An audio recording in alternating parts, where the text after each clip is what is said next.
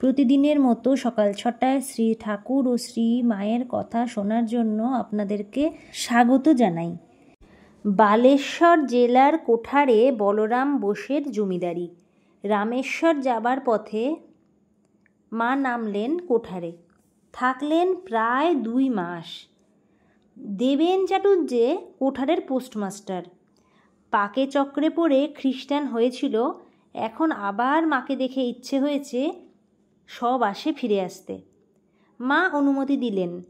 যথাবিধি কর্মকরণ শেষ করে গায়ত্রী সহ যজ্ঞোপবীত ধারণ করলে। মাকে এসে প্রণাম করে দাঁড়ালো।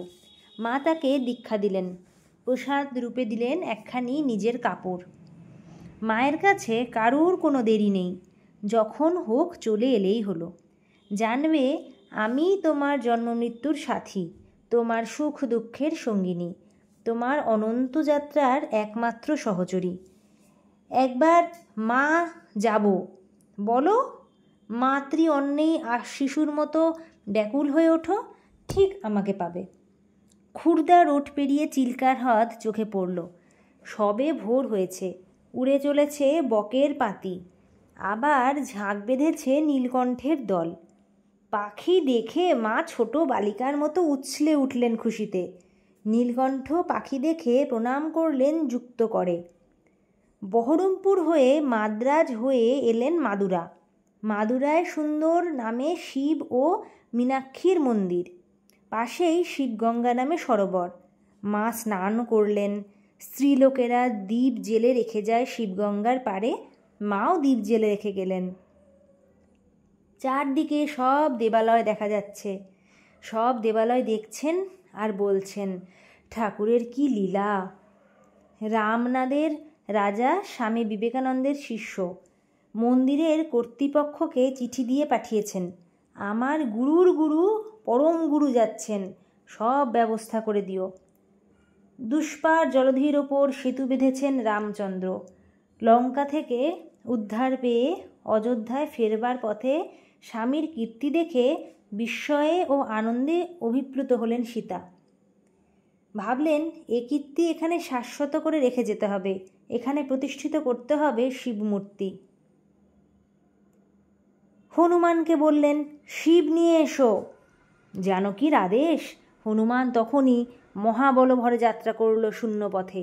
সমস্ত ভারতবর্ষ ঘুরে নানা জাতের শিব নিয়ে এলো, কিন্তু আসল শিব কাশীর বিশ্বনাথকেই আনেনি। করেছ কি? আসল শিবই যে নেই, বললেন মা সীতা। যাও কাশী থেকে শ্রী বিশ্বনাথকে ধরে নিয়ে এসো। বীর হনুমান আবার ছুটল বায়ুবেগে। কখন যে গেল আর ফিরছে না। মা সীতা অস্থির হয়ে উঠলেন। অন্নপিণ্ড তৈরি করেছিলেন, তাই ঢেলে দিলেন। দেখতে দেখতে সেই পিণ্ড জমে জমে পাথরের মতো শক্ত হয়ে উঠল আর লিঙ্গের আকার নিলে। মা সীতা তার নাম রাখলেন রামেশ্বর। এদিকে কিছু ফরেই ফিরেছেন হনুমানজি, ফিরেছে কাশী সেই শ্রী বিশ্বনাথকে সঙ্গে নিয়ে, একেবারে লেজে বেঁধে। এসে দেখে এই অবস্থা। আগেভাগেই শিবলিঙ্গ প্রতিষ্ঠা হয়ে গিয়েছে। স্বভাবতই অভিমান হলো হনুমানজির। অভিমান ক্রমশ ক্রোধে পরিণত হলো। মা সীতার ওই অন্নপিণ্ডের শিব ঠাকুর উৎপাটিত করবার জন্যে তার গায়ে লেজ জোড়ালে। তার গায়ে মানে ওই নতুন যে গড়ে ওঠা শিব ঠাকুর শিবলিঙ্গ তার গায়ে লেজ দিয়ে টেনেই তাকে সমূলে উপড়ে ফেলবে। বল প্রয়োগ করা মাত্র উল্টো ফল হলো। শিবের জায়গায় শিব ঠাকুর রইল অচল হয়ে। হনুমানজি ছিটকে পড়লেন 1 মাইল দূরে রাম ঝরকায়। ভক্তবৎসল শ্রীরাম হতাভিমান হনুমানজিকে সান্ত্বনা দিলেন, বললেন, তোমার আনাও শিবও ফেলা হবে না। তখন বীর হনুমান উঠে বসল আর ভক্তের মান বাড়াবার জন্যে বললেন, আগে হনুমানজির শিবের পুজো হবে, পরে রামেশ্বরের। ভগবান চিরকালই ভক্তের কাছে হেরেছেন। প্রহ্লাদের কাছে যেমন হেরেছিলেন। হিরণ্যকশিপুর হাত দিয়ে কত মারিনা মারলেন তাকে, তবু সে পিছু হটল না। শেষে স্তম্ভ বিদীর্ণ করে বেরোতে হলো। তারপর যখন বর দিতে চাইলেন, তখন আবার তাকে হারালো প্রহ্লাদ। বললে, এ তোমার কেমন কথা? আমি কি বণিক? আমি কি তোমাকে নিয়ে ব্যবসা করতে বসেছি? শশী মহারাজ পুজোর ব্যবস্থা সব করে রেখেছেন। গড়িয়ে রেখেছেন 108টি সোনার বেলপাতা। বালুকাময় পাষাণের মূর্তি রামেশ্বর কুণ্ডের মধ্যে আছেন। আধ হাতটাক উঁচু, তাও সোনার মুকুটে ঢাকা। মুকুট সরানো হয় সকালবেলা গঙ্গা জলে স্নান করাবার সময়। গঙ্গা জলের ব্যবস্থা করে দিয়েছেন অহল্যাবাই। তুমি আমিও গঙ্গা জল ঢালতে পারি শিব ঠাকুরের মাথায়, তার জন্যে মন্দিরের অফিসে ফি জমা দিয়ে ছাড়পত্র আদায় করতে হয়। তবে মায়ের জন্য অন্য কথা, মা হচ্ছেন গুরুর গুরু, পরম গুরু। মা মন্দিরে ঢুকে বসলেন কুণ্ডের পাশে। মুকুট সরিয়ে গঙ্গোত্রীর জল ঢালা হবে। মা বলে উঠলেন অস্ফুট স্বরে আপন মনে, তোমাকে যেভাবে রেখে গিয়েছিলাম তুমি দেখছি সেইভাবেই আছো। কথাটা বুঝি কানে ঢুকলো গোলাপ মার।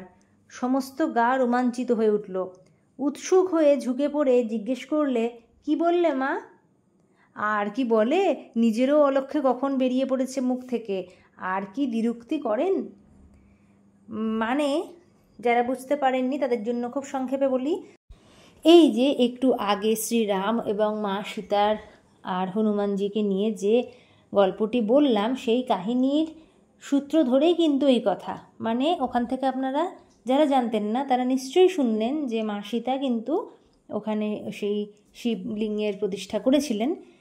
তো আর যেহেতু মা শারদাও সীতা মায়ের রূপ এই কলিযুগে এসেছেন এই রূপে, সেই জন্য তার মুখ থেকে বেরিয়ে গিয়েছিল যে তখন তো আর বারে বারে যাওয়া হয়নি সেখানে, যে কেমন হয়েছে সেটা পরবর্তীতে তো আর দেখেননি, তাই জন্য সেই যে প্রতিষ্ঠা করেছিলেন তারপরে এই রূপে যে এই আবার আমাদের ধরাধামে উনি এসেছেন, তারপর যখন উনি দেখতে পেলেন তখন দেখলেন যে একই আছেন, সেই যেমনটা আমি রেখে গিয়েছিলাম তেমনই আছেন। আর সেইটা আনন্দের চোটে আর কি বেরিয়ে গেছে মুখ থেকে যে ঠিক একই রকম আছে, অবাক হয়ে ওইভাবেই উনি বলেছেন।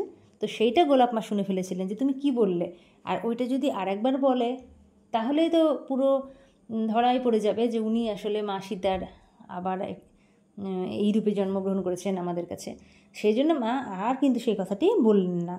কিন্তু সেই ত্রেতার যে মা সীতা উনি নবরূপ ধরেছেন কলিতে মা শারদা হয়ে। কলি কলু সহরা সেজেছেন। ঠাকুরের যখন সীতা দর্শন হয়েছিল দেখেছিলেন তার হাতের বালা ডায়মন্ড কাটা। আমার আগের গল্পে আপনারা নিশ্চয়ই শুনেছেন, যখন বিয়ের পরে পরে সব গয়না খুলে ফেলে দেওয়া হয়েছিল মা শারদার।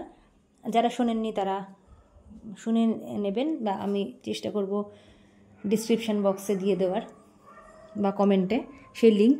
তো সেইখানে কিন্তু ঠাকুর বলেছিলেন যে হৃদুকে যে ওকে ডায়মন্ড কাটা একটা বালা করে দিতে। সেই কারণটা কিন্তু আজকে দেখুন আপনারা জানতে পারলেন যে কেন। যখন উনি মা সীতার দর্শন পেয়েছিলেন তখন দেখেছিলেন যে মা সীতা হাতে ডায়মন্ড কাটা বালা পরে থাকতেন, মানে ওইভাবেই দেখেছিলেন, ওই রূপেই দেখেছিলেন। ঠিক সেইভাবেই ওই জন্য হাত খালি রাখতে পারবেন না, কারণ উনি যেহেতু জানেন যে এখন কলিযুগে সীতামাই এসেছেন, তাই ডায়মন্ড কাটাই বালাই সেইভাবেই বানিয়ে দিয়েছিলেন। তো যাই হোক, আবার ফিরে আসি। তেমনই উনি ওই জন্য ডায়মন্ড কাটা বালা গড়িয়ে দিয়েছিলেন মা শারদাকে, বলেছিলেন ও রূপ ঢেকে এসেছে কিন্তু সাজতে গুজতে ভালোবাসে। হায় সাজ, আমার সাজ দিয়ে কী হবে? আমি আছি আবহরণহীনতায়, অভিমানহীনতায়। আগে ঘরের মেঝেতে শুতেন, এখন ভক্তেরা পালঙ্কে এনে শোয়াচ্ছে। কই, আমি তো কোনো তফাৎ বুঝি না। তফাৎ কী জিনিসে? তফাৎ হলো মনে। আসলে ঘুমের মতন বিছানা নেই, খিদের মতন তরকারি নেই।